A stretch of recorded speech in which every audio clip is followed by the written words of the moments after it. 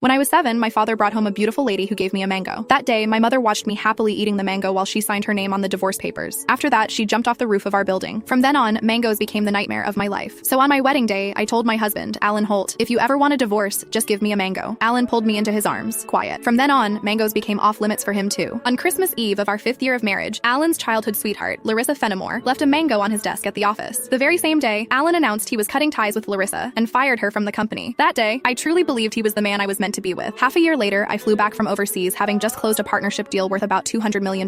At the celebration dinner, Alan handed me a drink. After I had finished half the glass, his so-called childhood sweetheart, the woman who had been kicked out of the company, stood behind me with a big grin and asked, "Does the mango juice taste good?" I stared at Alan in disbelief, and he was trying hard not to laugh. "Don't be mad. Larissa insisted I played a little joke on you. I didn't actually give you a mango. I just gave you a bottle of mango juice." But I think she's right. The fact that you don't eat mangoes is a real problem. You were really enjoying that juice just now. My face went cold. I lifted my hand and threw the rest of the mango juice in his face, then turned around and walked away. Some things are never a joke. I wouldn't kid around with mangoes or divorce. Ms. Mendez, your stomach condition flared up again because of stress and emotional triggers. If there's something you really don't like to eat, you mustn't force it down again. The next time might not just be a stomach ache. We might have to remove part of your stomach. Stay in the hospital for observation for 1 day and contact your family as soon as you can. When I heard the doctor say that, I went completely quiet. For the sake of a new project, I had been overseas for 39 straight days, working day and night, and I finally made it back in one piece. I never expected that at the celebration dinner, 1 glass of mango juice from Alan Holt would land me right in a hospital bed. Out of habit, I tapped open my pinned chat, typed 2 words, and then realized something felt off. Looking closely, I confirmed that it was Alan Holt. He had just changed his profile picture. Now it was a green mango. While I was staring blankly at the chat window, Alan's call came through. He sounded cold. "I'm already home. Where are you?" I said nothing. Any other time, I would soften my voice and act like a spoiled little girl with him. But tonight, I honestly didn't know what to say. Alan sounded annoyed. "Myra, how long are you planning to keep this up? I'm at the hospital." Alan went quiet. He had never shown much interest in my health. He would never have guessed that 1 glass of mango juice from him would send me straight to the emergency room. "Stay put at the hospital. I'm coming over right now." I didn't want to deal with him, but my body was so weak that I didn't feel like moving at all. Time dragged by. The doctor came in to check on me 3 different times, and Alan still didn't show up. Right before I went to sleep, I glanced at my phone one last time and saw Larissa Fenimore's new post on her social feed. "Every time I get hurt, my knight in shining armor shows up. I'm so lucky." The picture under it was a shot of Alan putting a bandage on her. Larissa's profile picture was a yellow mango. It was pretty, but it made me sick. Alan and I had known each other for 10 years, and he had always known exactly where my bottom line was. After so many years in business, he also knew perfectly well how to keep a proper distance from other women. But now, he kept crossing that line again and again. In that case, our marriage and the newest project I had negotiated no longer needed to exist. I had closed a $200 million